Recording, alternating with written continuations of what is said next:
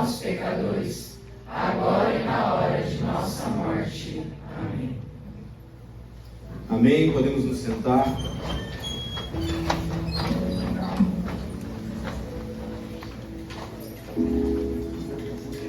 Quero te convidar num momento muito breve a fechar os teus olhos agora. Esquecer um pouco aí a pessoa que está ao seu lado. Com os teus olhos fechados, eu quero que você pense em tudo que você viveu neste grupo, desde o momento que você chegou, o momento que você se deparou com uma acolhida diferente, o momento que você olhou para o chão e tinha marcas que simbolizavam sangue, passos. Desde o momento que você chegou aqui nessa noite, algo diferente aconteceu. E eu preciso que o seu coração, para o momento que nós viveremos, também esteja aberto de maneira diferente essa noite. Quero te convidar a colocar a mão sobre o teu coração, ainda com os teus olhos fechados. Quero que você repita essas palavras comigo.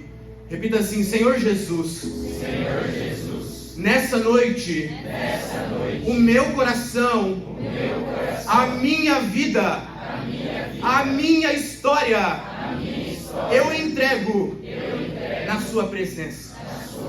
Diga mais forte: Senhor Jesus, aquele eu que estava lá fora não será mais o mesmo de quando eu saí por aquela porta. Diga com mais intensidade: Senhor Jesus, não deixe com que nada, nem ninguém me impeça de me encontrar com a sua presença nessa noite. Amém? Pode abrir os teus olhos, olhar aqui para frente. Boa noite. A paz de Jesus. Tudo bem com você, sim ou não? Já perguntou para a pessoa do seu lado se ela está bem? Pergunta aí para ela: você está bem, irmão? Está bem? Sim? Amém. Amém. Meus irmãos, para os que não me conhecem, quero me apresentar para você. Eu me chamo Pedro. Eu tenho 28 anos.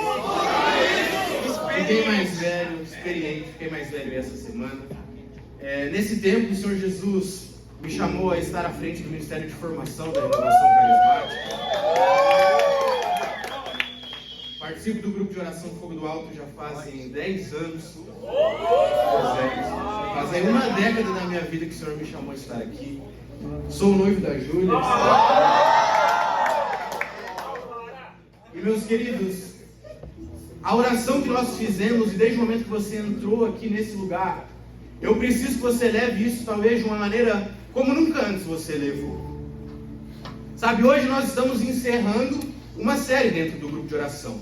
Para os que já vieram sabem o nome, né? Se chama The Way.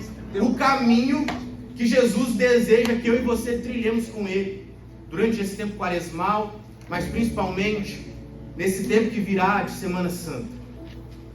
Sabe, durante semanas várias pessoas vieram até aqui.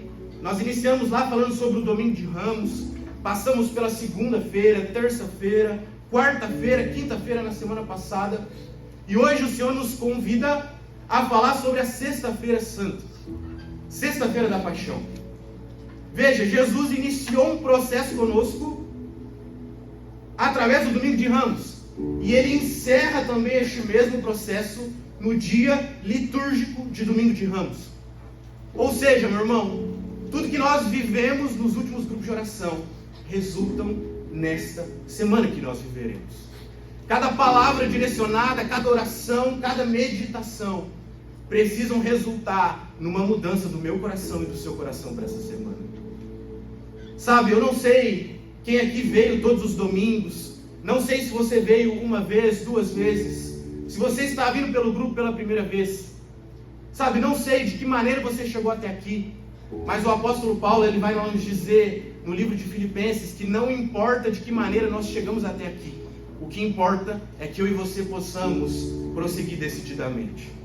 Talvez você nem saiba o que é essa série, talvez você não saiba o que é a quaresma, mas eu quero te dizer, Jesus tem algo para a sua vida hoje, e dependendo daquilo que você responder para Jesus hoje, eu quero te dizer e profetizar sobre a sua vida: tudo pode mudar. Amém? Amém. Meus irmãos, então hoje iniciamos a Semana Santa. Quero perguntar, quem aqui foi na missa de Domingo de Ramos? Levante a mão.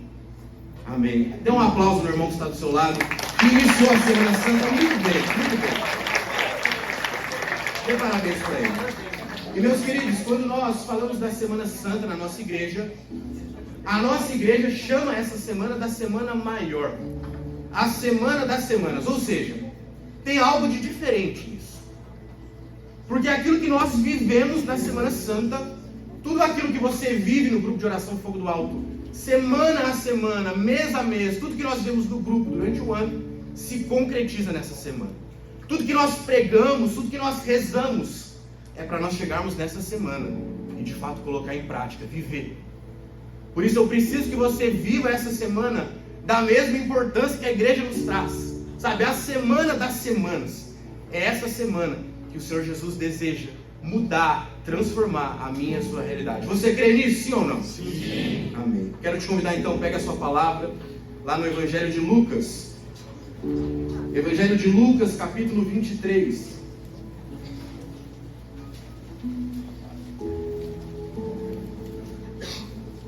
Evangelho de Lucas, capítulo 23, a partir do versículo 24.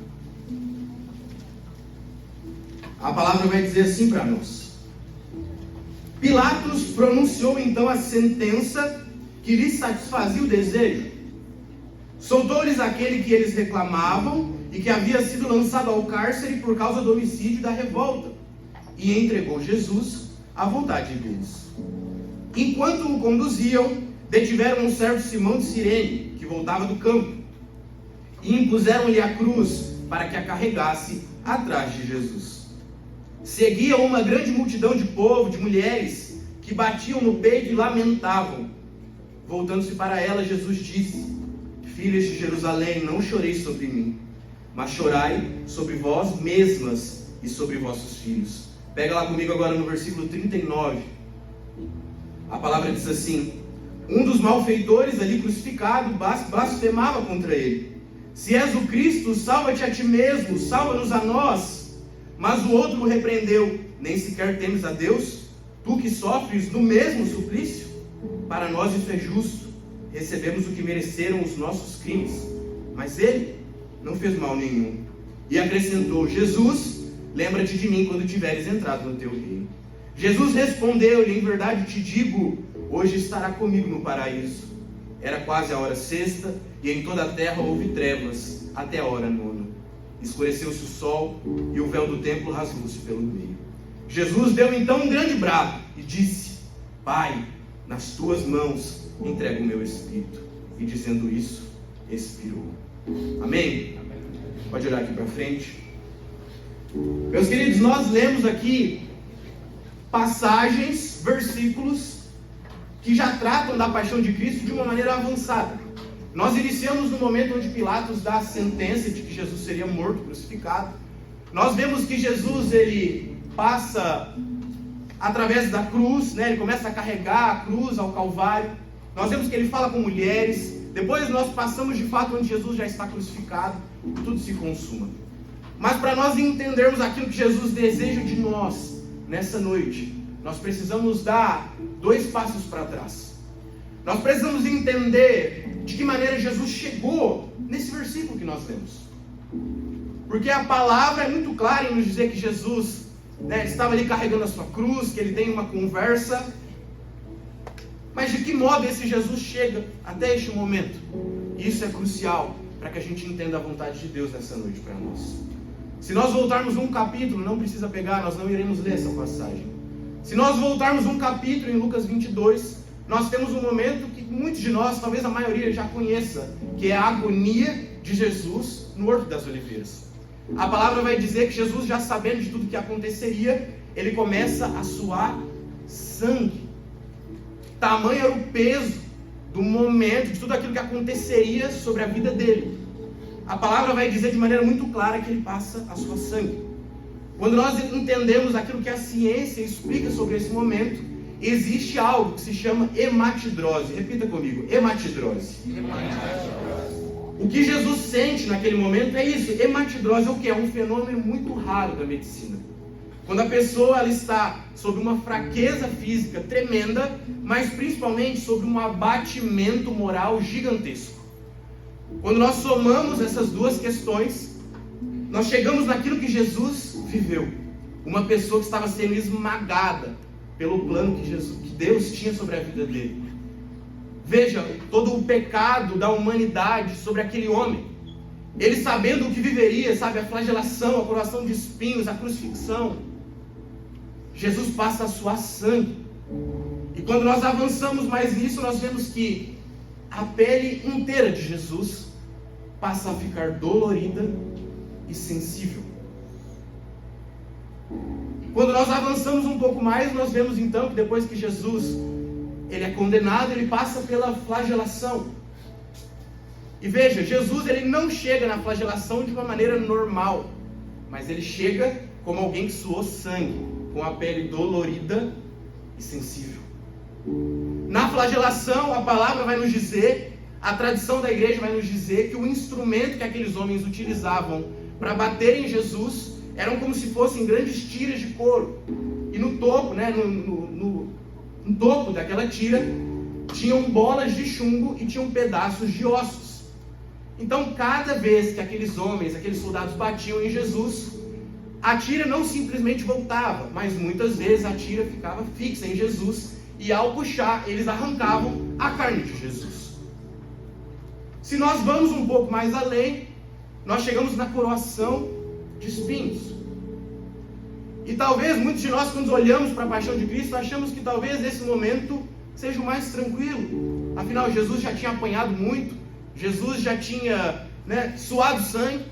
Mas quando nós vamos entender o que aquela coroa de espinhos, ao entrar mesmo sobre a cabeça de Jesus, faz, a própria medicina vai nos explicar que quando aqueles espinhos entram, eles atingem nervos. Eles atingem nervos. E a dor era tamanha, o sofrimento era tamanho, que a medicina vai dizer que dores similares, mas não próximas, são dores de facadas, de queimaduras e de choques. A partir do momento que a coroa de espinhos ela atinge os nervos de Jesus. Aprofundando mais no assunto, os médicos vão dizer que não existe nenhuma dor maior que o ser humano possa sofrer do que a dor que Jesus sofreu nesse momento. E aqui, meus queridos, nós começamos a entender de que maneira esse Jesus carrega uma cruz. De que maneira Jesus é crucificado. Nós precisamos olhar para dentro de nós e entender que foi por mim, foi por você que tudo isso aconteceu. Sabe, meus irmãos, talvez muitos de nós tenhamos chegado nesse momento, Semana Santa, uma quaresma ficou para trás. Talvez muitos de nós olhamos para dentro de nós mesmos e nós pensamos, cara, o que eu fiz na minha vida? Eu não consegui rezar, as minhas penitências, logo no início eu já quebrei, vários e vários pecados, eu não consegui me livrar deles. E você olha para isso, sabe, para um Jesus que suou sangue, para um Jesus que foi flagelado, foi coroado de espinhos. Talvez muitos de nós olhamos para isso e pensamos, cara, eu não sou digno desse amor. Sabe, eu não sou digno de um Deus que é tanta misericórdia para comigo. E sabe, meu irmão, a minha quaresma foi muito distante do que eu gostaria que tivesse sido. Muito distante. Sabe, eu comecei muito bem a minha quaresma. Tinha feito propósitos de oração, comecei bem. Só que chegou um momento que tudo começou a dar errado. Sabe, pecados que eu não cometia mais, eu caí. Comecei a ter problemas graves no meu trabalho. Comecei a ter problemas na minha saúde. Quem me conhece há um tempo sabe. E isso virou uma bola de neve na minha vida. Chegou um dia que eu cheguei diante do meu diretor espiritual, um padre, e falei, padre, parece que eu estou no fundo do poço. Não consigo encontrar mais saída do que eu estou vivendo. O padre olhou nos meus olhos e falou assim, Pedro, Talvez Jesus tenha permitido que você chegasse no fundo do poço, porque é no fundo do poço que nós encontramos a água mais límpida. Eu quero dizer para você, meu querido, nessa noite, talvez a sua quaresma tenha sido muito distante do que você gostaria. Talvez você esteja vivendo pecados que você não gostaria mais de viver. Talvez você se enxergue no fundo do poço, igual as semanas atrás eu me enxergava. Mas eu quero te dizer, talvez Jesus tenha permitido isso acontecer na sua vida, para que você pudesse beber da água mais limpa, da graça mais pura, da misericórdia mais singela que Jesus tem para te oferecer nesse tempo. Sabe, nós estamos falando aqui de um Deus que se fez carne para sofrer por nós. Não ache que o seu pecado é menos, sabe, que independente do que você fez, Jesus não está aí para você, não. Jesus está aqui para te tirar do fundo do poço, meu querido. Sabe, foi esse Jesus que nós lemos na palavra de Lucas. A palavra vai dizer para nós que Jesus, ele estava lá carregando a sua cruz e olha para mulheres que estavam ali e fala: olha, filhas de Jerusalém, não choreis sobre mim, mas chorai sobre vós mesmas, sobre vossos filhos. Veja, meu querido, Jesus, olha quanta dor ele já estava passando nesse momento. Olha quanta dor Jesus já estava. Dores que eu e você jamais conseguiríamos suportar. Mesmo no momento de muita dor, mesmo no momento de muita angústia, mesmo no momento de muito sofrimento, Jesus tem o carinho, o amor e a misericórdia de olhar para aquelas mulheres e falar: olha, não chorem por mim. Sabe, não chorem, chorem por vocês. Da mesma maneira, Jesus olha para cada um de nós, meus queridos, nessa noite que antecede uma Semana Santa que nós temos pela frente. Nós não podemos, escute isso, nós não podemos enxergar e viver essa Semana Santa de maneira distante, como se eu e você não tivéssemos parte em tudo aquilo que Jesus viveu. Eu e você precisamos olhar para dentro de nós mesmos e entender que sim, nós somos protagonistas na condenação que Jesus teve.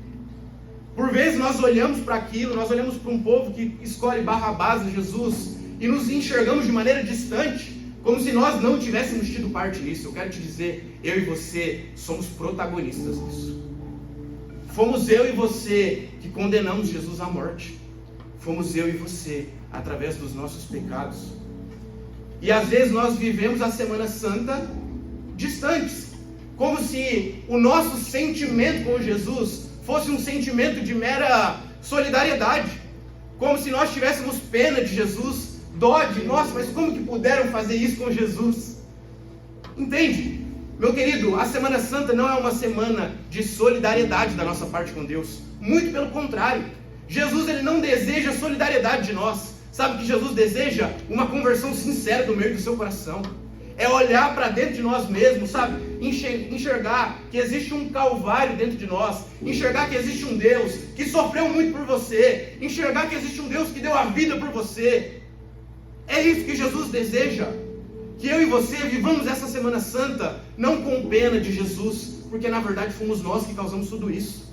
O que nós precisamos ter é um coração contrito, para sim, estar com Jesus em cada momento, em cada missa. Mas não achando que nós estamos distantes disso, porque, meu querido, nós não estamos.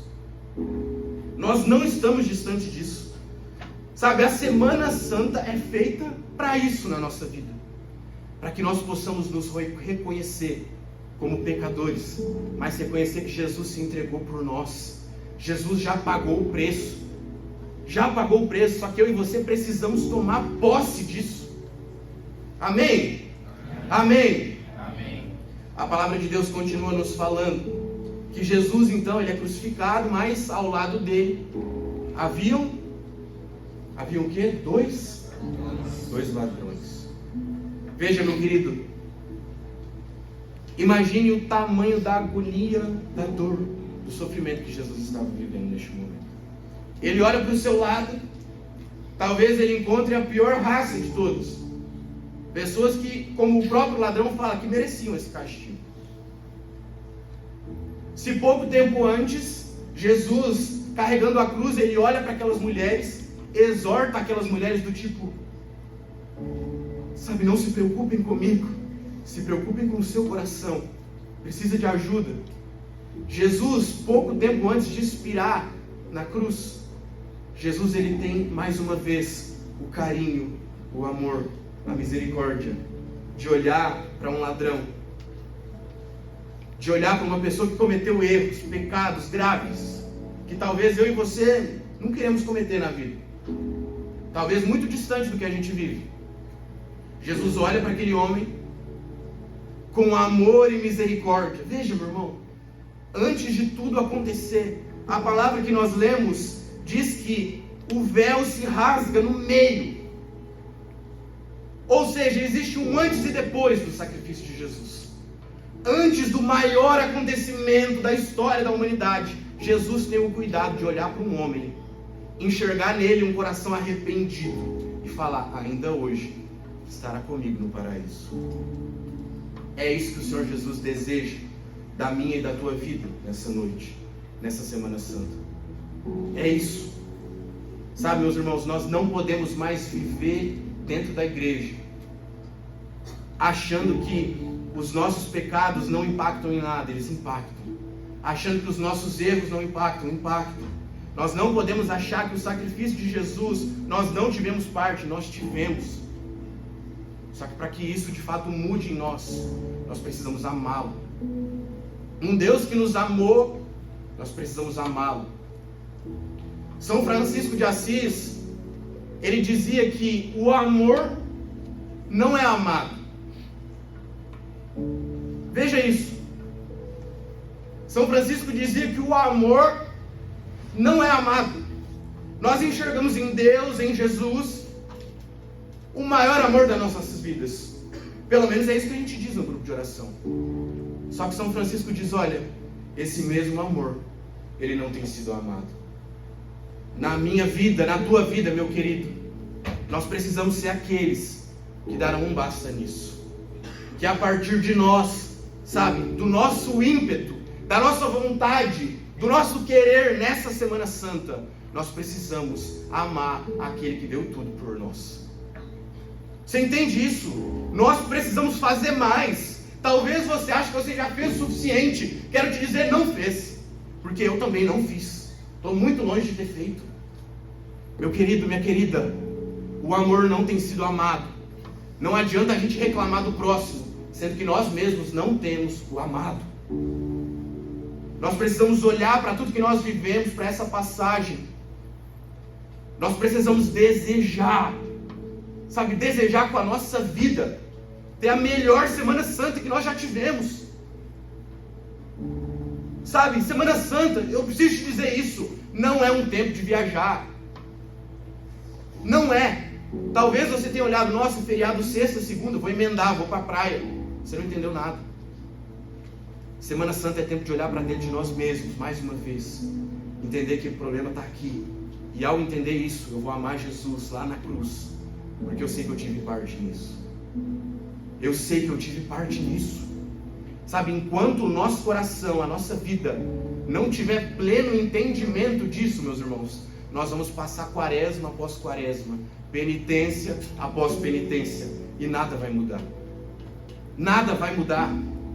Sabe, nessa noite Jesus ele quer nos encontrar de maneira plena, sabe, única, individual.